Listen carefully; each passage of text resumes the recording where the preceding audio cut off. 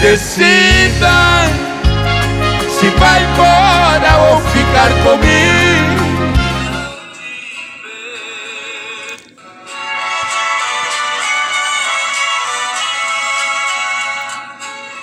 E a 10ª parte de Milionário José Rico, contando um pouco da história da carreira e dos discos, DVDs, filmes, tudo envolvendo a dupla. Em 82, foi gravado o álbum Tribunal do Amor.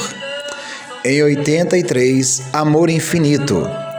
Em 84, o álbum Lembrança. Em 85, Minha Prece. Em 87, Levando a Vida. Em 88, os grandes sucessos de Milionário José Rico. Ainda em 88, Viva a Vida. Em 89, a trilha sonora do filme Sonhei com Você.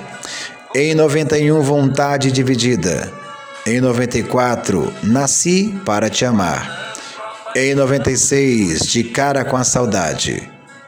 Em 97, Os Gargantas de Ouro do Brasil. Em 99, Milionário José Rico ao vivo.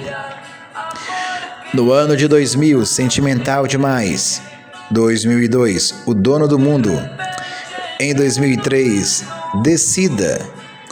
Em 2008, Atravessando Gerações.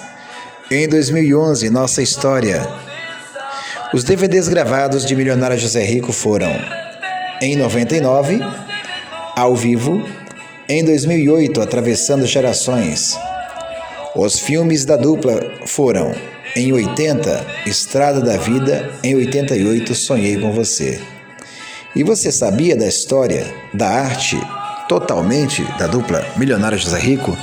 Se sim, diga aqui nos comentários, comente, lembrando que por aqui estamos sempre conectados.